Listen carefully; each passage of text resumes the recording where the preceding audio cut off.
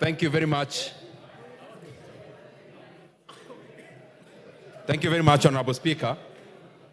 Honorable Speaker, I beg to move that the Supplementary Appropriation Number 2 Bill, National Assembly Bill Number 39 of 2024, be now read a second time. Honorable Speaker. Order, honorable members. Members, you are now discussing very serious business. Appropriations Bill, Supplementary Appropriations Bill, determining how you want the resources of this country to be spent. I expect you to listen carefully and contribute diligently to this bill. Go on, Ndindi. Honorable Speaker, I want to thank this House because we have been through this process in the consideration of the report as was made by the Budget and Appropriations Committee, and of course with the heavy consultations with all the members of this House through their departmental committees. And Honorable Speaker, after what we did last week, then the process now has shifted into concretizing what we have been doing last week in the form of the Appropriations Bill, Honorable Speaker. Honorable Speaker, and I hope we are together with members. Honorable Speaker, as you said, this is a very important matter that we are discussing, and I request that we have our consultations in low tones. Honorable Speaker, the process that we are having today, as I said earlier, is the culmination of the budget making process, and as far as approval of the appropriations is concerned. And Honorable Speaker, members will also be having a chance, because in the second reading, to actually make their comments and opinions and take part in this debate. But Honorable Speaker, from the onset, I want to thank all the members of this House, because all of us have taken part in the preparation of these supplementary estimates, Honorable Speaker, through our departmental committees, and also singularly as members of Parliament, because we really take note of all the opinions from our colleagues in this House, Honorable Speaker. Honorable Speaker, also I want to thank you and thank the Clerk of the National Assembly for availing to us a very good working environment, Honorable Speaker, and especially the precincts of Parliament, where we discussed the entire process, Honorable Speaker. Honorable Speaker, as I had said when we were doing or debating the report, I also want to thank the members of the Budget and Appropriations Committee, and also our back office, Honorable Speaker, which is the Parliamentary Budget Office, Honorable Speaker, and especially we have been working very closely with officers like Abel, Julie, and Dan, Honorable Speaker, in the preparation of this appropriations bill. Honorable Speaker, why are we having this debate today? The reason why we are having this debate today, Honorable Speaker, number one, it is unprecedented.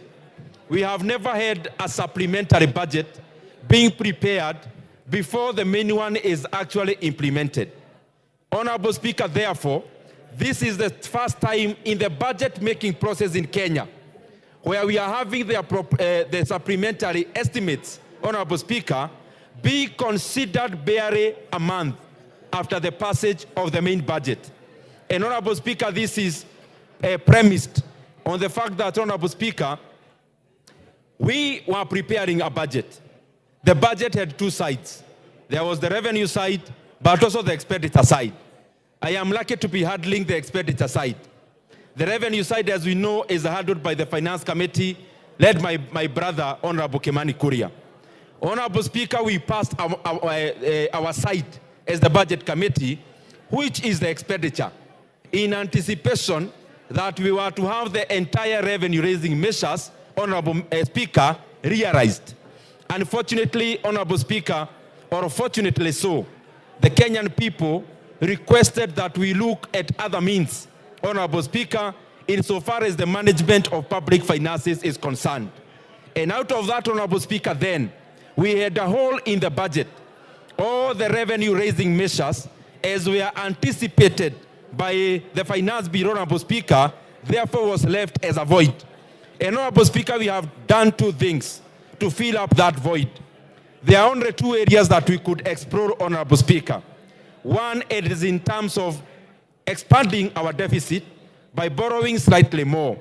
And in that regard, Honorable Speaker, in this appropriations bill, we are requesting that we borrow an extra 170 billion Kenya shillings over and above what we had budgeted in the main budget, Honorable Speaker. Consequently, our deficit, therefore, for this financial year is in excess of 750 billion.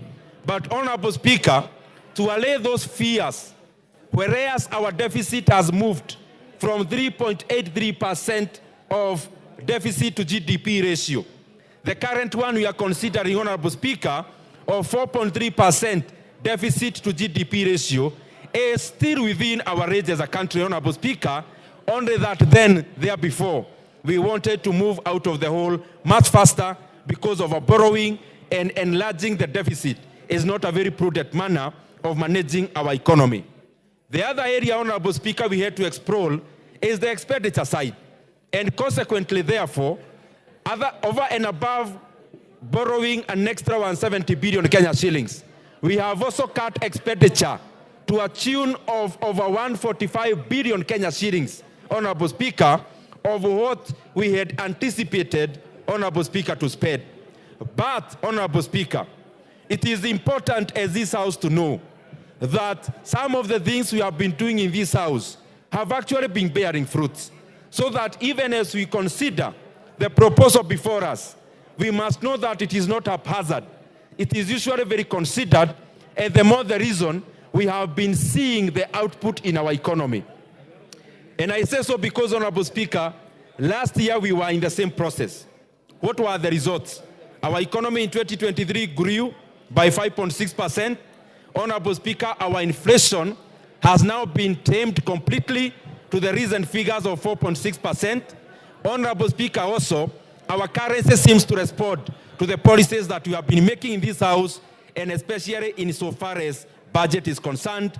And that is why our currency against the greenback has been gaining now close to 20% this year alone, Honorable Speaker, and much more in comparison to the regional currencies. Honorable Speaker, what are the other areas of consideration when we were making this supplementary budget, Honorable Speaker? One, we know that it is just out of semantics that we are calling it supplementary one. But in practice, Honorable Speaker, what we are passing today is actually the main budget. And I say so because the main one was not implemented. What will get implemented is actually what is contained in here. And I see members are already reading it. Members are already consulting on the contents in this bill, Honorable Speaker. What is the content here, Honorable Speaker? The budget we are considering is a budget of roughly 3.84 or thereabout trillion Kenya shillings, Honorable Speaker. 3.8 trillion, just to roughly approximate. Honorable Speaker, if you look at the revenue side, we have been able to downgrade our projections. And other than the 2.9 billion shillings we anticipated, Honorable Speaker, in the main budget, we will now be raising just above 2.6 trillion Kenya shillings. Honorable Speaker, the A in this budget is just around 440 billion Kenya shillings. But also, Honorable Speaker, as I said before, the deficit is over 700 billion Kenya shillings. But what is on the expenditure side? On the expenditure side, Honorable Speaker, I just want to highlight a few elements. One, on the national government side, we have been able to take a hit, Honorable Speaker, of around 121 billion Kenya shillings. This is the downgrade, Honorable Speaker, in expenditure in regards to the executive, parliament, and judiciary. And Honorable Speaker, to lead that way, here in Parliament, Honorable Speaker, we voluntarily, Honorable Speaker, accepted a cut of Kenya shillings 3.7 billion, Honorable Speaker. And members of this House have told Kenyans very clearly that they are willing to travel less. They are willing to travel less domestically and also in terms of foreign. And Honorable Speaker, therefore, we have been able to rationalize those budgets in the National Assembly and in Parliament at large. Honorable Speaker, we have also been able to cut some ritual resources from the judiciary so that they also carry an equivalent burden. And I hope members are listening, Honorable Speaker, because when it comes to travel, let me repeat, the budget for travel, both foreign and domestic, has been cut across the board. And therefore, Honorable Speaker, I want to thank the members of this House because they have said it very categorically that they don't want to travel as much as we have been traveling because they are very cognizant of the problems that we are dealing with as an economy. And that is why, Honorable Speaker, we cut Kenya shillings 3.7 billion from Parliament. Judiciary has lost, executive has lost. But also, Honorable Speaker, the cuts have been horizontal and vertical. We have cut in all levels of government. Whereas the national government is losing 121 billion. Even our counties, Honorable Speaker, are losing 20 billion, Honorable Speaker, in equitable share. And therefore, Honorable Speaker, these are tough times, and I want to congratulate all leaders for allowing that we have a lesser budget in terms of size and everyone to take a haircut. Honorable Speaker, what are the other areas that have suffered?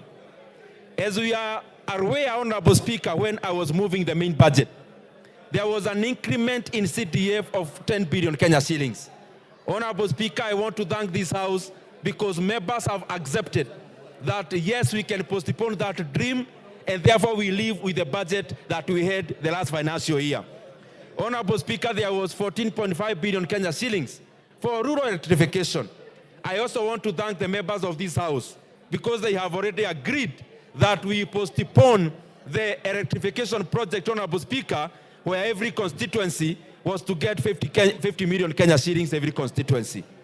Honorable Speaker, beyond that, road sector, of course, has been decimated. Road sector has lost some quite colossal amounts of money, Honorable Speaker, and many other sectors. But I also want to assure this House, ostentatious spending, Honorable Speaker, spending that is not core to service delivery, we have also cut across the board, Honorable Speaker. Honorable Speaker, let me not dwell too much on the cuts.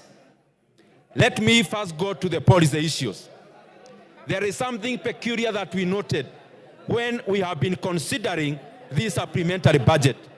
Honorable Speaker, one is that as we consider the supplementary estimates, barely a month after the passage of the main budget, we have seen a high appetite of MDAs requesting that we enhance their A&A. And therefore, Honorable Speaker, the conclusion that we have come to as the Budget Committee is that MDAs have been underestimating grossly their appropriations in aid. And Honorable Speaker, we have, in our report, recommended several things. We have seen very clearly that our country is very rich. And in that regard, two things have come up. One, Kenya as a government is overrepresented when it comes to organizations owned by government. Honorable Speaker, Kenya has got over 334 parastatos and sagas. Honorable Speaker, we have started the route of rationalizing this area, Honorable Speaker, and in this supplementary budget, Honorable Speaker, we have denied 47 of them money for operations and maintenance, Honorable Speaker, because they are either duplicating service, Honorable Speaker, or they have been overtaken by events. Honorable Speaker, as a country, this is a route you have to travel. We cannot continue having many bodies of government overlapping their services to the Kenyan people, Honorable Speaker, while we are still spending a lot of money in their recurrent expenditure. Honorable Speaker, 47 sagas, 47 government organizations have been owed up through this process, Honorable Speaker, by first denying them the budget as we, Honorable Speaker, decide what to do as a country with them. The second thing, Honorable Speaker, zooming in, and I want to request this discussion that we follow together as members. In a constituency like Suna West, in a constituency like North Hor, in a constituency like Baringo, Honorable Speaker, Baringo North, we have, for example, an engineer who represents the carer roots on the ground. In the same constituency or region, we have a Kenha office and engineers already on the ground. In the same jurisdiction, we have Kura officers, Honorable Speaker, in the same ground. We have to ask ourselves very honest questions, Honorable Speaker. Do we need a Kera engineer, on top of that, a Kenha engineer, on top of that, a Kura engineer in Ronyejes, for example, Honorable Speaker? Can these roles be done by a singular office in the regions? Honorable Speaker, that will move us towards rationalizing the recurrent expenditure so that we can free up resources to go into development. In the water sector, Honorable Speaker, we have over 20 bodies in the water sector alone. Waterworks, over 10. There are other national bodies, Honorable Speaker. We have to look inwards, Honorable Speaker, and be very categorical. Do we need, as a country, to have 20 bodies dealing with water, for example, whereas each of them is having like $500 million Kenya shillings in recurrent, Honorable Speaker, doing the same job? Honorable Speaker, this is a question that in the midterm, we have to ask and critically evaluate whether we need these bodies or we need to condense them and therefore free up resources to go into the service of the Kenyan people. Honorable Speaker, I also now want to highlight some of the areas we never touched in terms of cutting their budgets or rationalizing. Honorable Speaker, I want to laud the corrective wisdom of this House. And Honorable Speaker, I request that the members get this very clearly. Whereas we have been cutting the budget to fit into the shoe properly, Honorable Speaker, there are some areas we as a House have said no to their cuts because we think they are critical to the Kenyan people who we represent.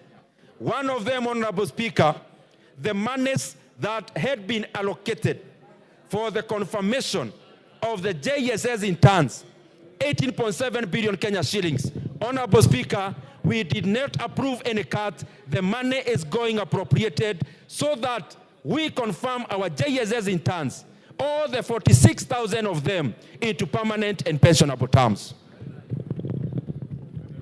The second thing, Honorable Speaker, there are interns in our health sector. And Honorable Speaker, the interns in our health sector, we have also allocated Kenya shillings, 3.7 billion Kenya shillings, for them to be confirmed into permanent and pensionable terms because they deserve that, Honorable Speaker. Thirdly, Honorable Speaker, our economy is agrarian. Our economy is agricultural based. This is not a very good story, Honorable Speaker, because in economics, one of the areas to measure whether an economy is growing is when an economy has less and less of agriculture in the composition of GDP. In fact, one of the definitions of economic development, Honorable Speaker, because there is economic growth, there is economic development. In economic growth, those are the jargons we term as GDP and the rest, and GNP and the rest. But in the economic development side, Honorable Speaker, we define the economy both quantitatively and qualitatively. And one of the qualitative measures of whether an economy is a developed economy, it is an economy that has less than 10% of agriculture in the composition of GDP. Fortunately or unfortunately, Honorable Speaker, in Kenya, agriculture still accounts for over 18% of our GDP. And agriculture here, I mean the primary part of our production, Honorable Speaker, which is agriculture, forestry, mining, and fisheries. Honorable Speaker, but that is where we are now, and we need to do something on it, because 70% of our rural population are engaged in agriculture. And in that respect, Honorable Speaker, we have allocated Kenya shillings 7.5 billion into fertilizer subsidy. And the fertilizer subsidy, Honorable Speaker, will be for food crops and cash crops, Honorable Speaker. Coffee farmers can access that fertilizer. Maize farmers can access that fertilizer. Cotton farmers can access that fertilizer. There is no discrimination in regards to the kind of crop that our farmers are growing.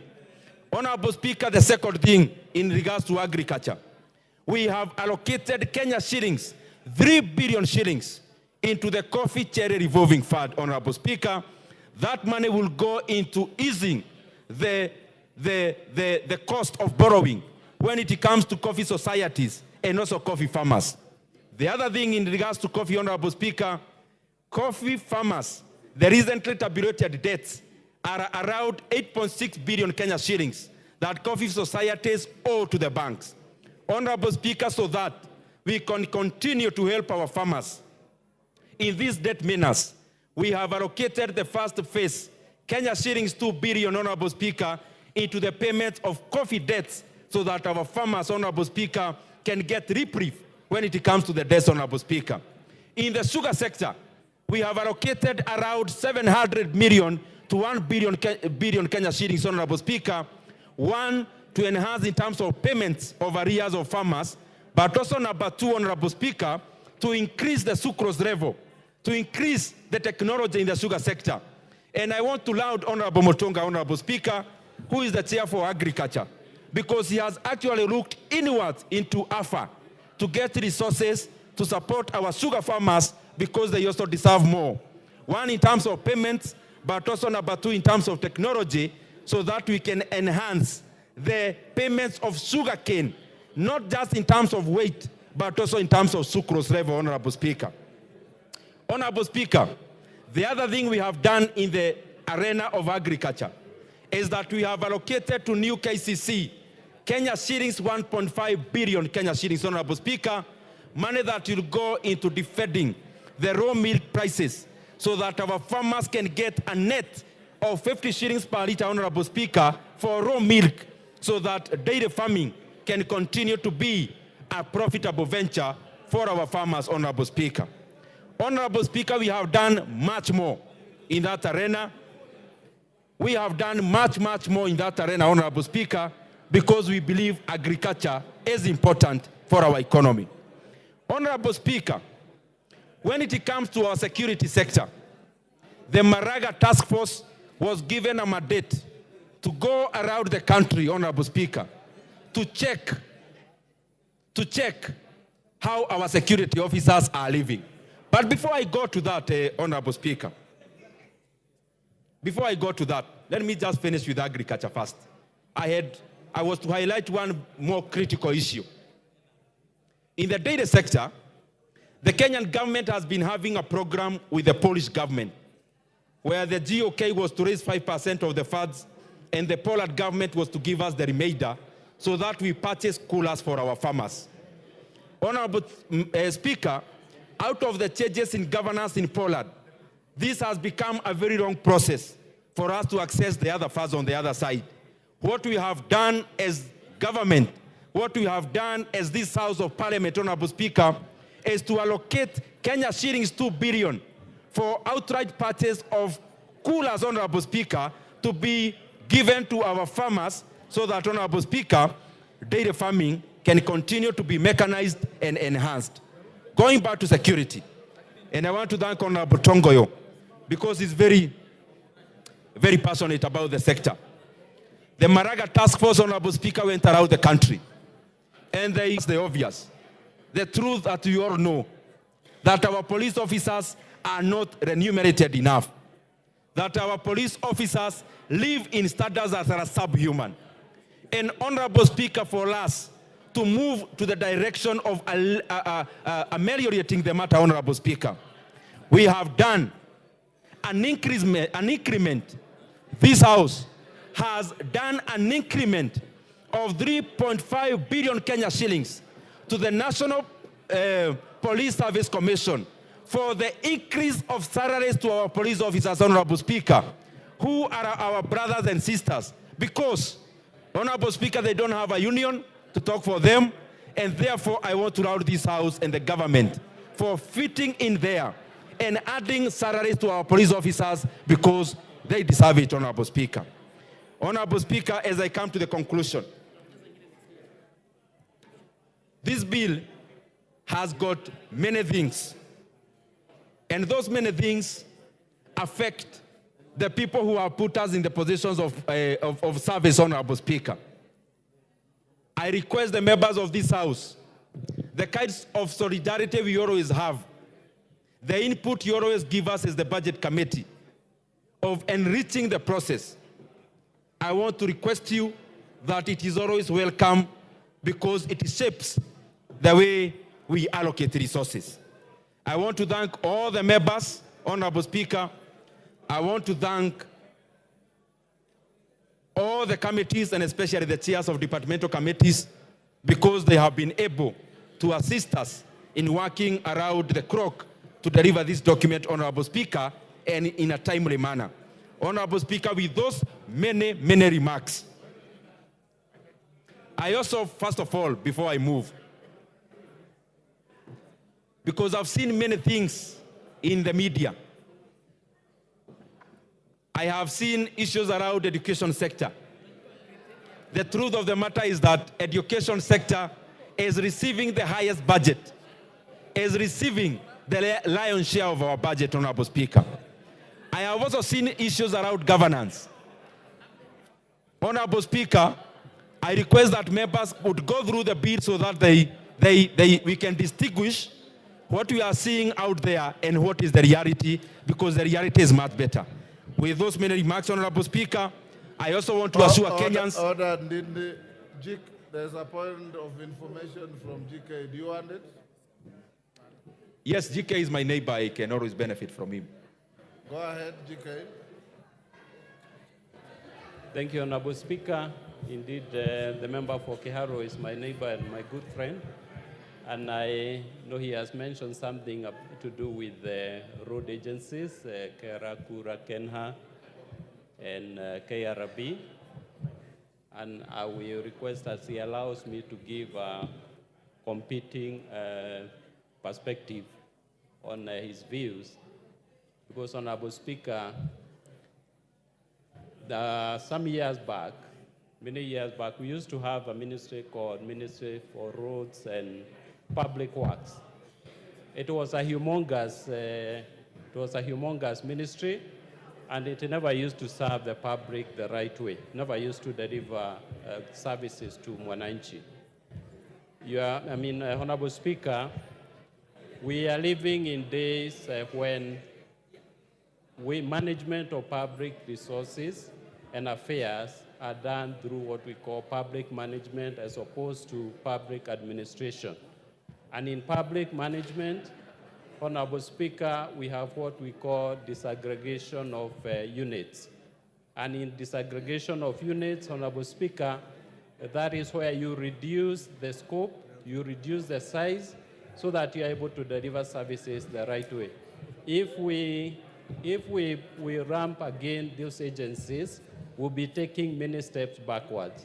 So, Honorable Speaker, I beg to inform the member that having these agencies broken down into smaller units makes it much easier to deliver public goods and services. Thank you.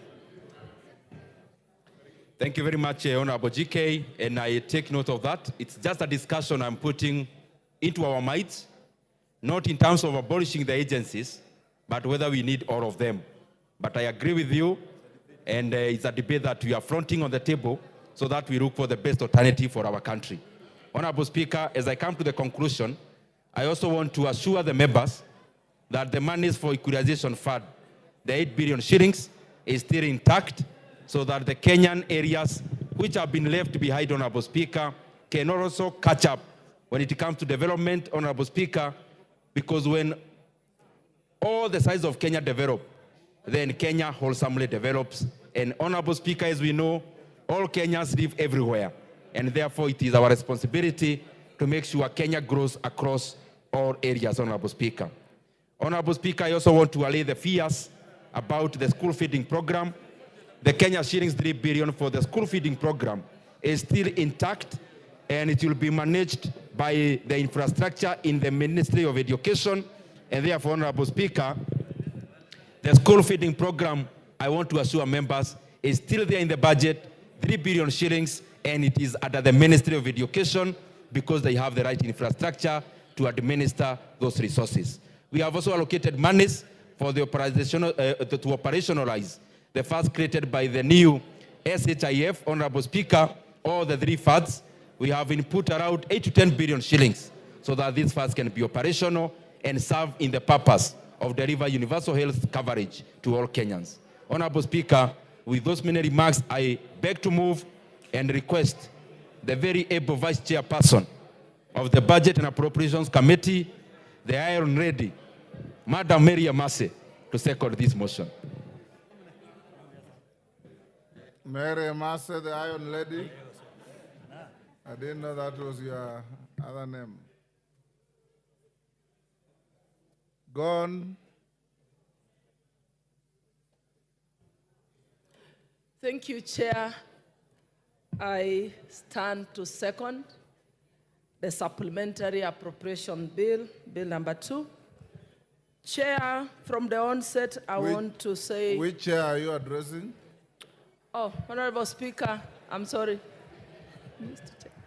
Honorable Speaker, this is a very important bill, and honorable members, I think it's important that we listen because this appropriations bill is the one that details how the money has been allocated and how this money is going to be spent, and this is what guarantees continuous operation of government services. Honorable Speaker, having said that, I just want to echo what the chair has already said, that our total expenditure has reduced slightly and that we are able to reduce the expenditure by 145 billion, and also in the process, the deficit went up slightly because we are going to borrow an additional 170 billion. Honorable Speaker, what this means, therefore, that going forward, we need to continue reviewing our budget. We need to continue to identify areas of overlaps, areas of duplication, areas of wasteful expenditure, because whereas we are proud we've managed to retain some of the expenditures that are addressing some of the most critical issues. Members, you'll agree with me that one of the biggest challenges we are having in the country right now is unemployment.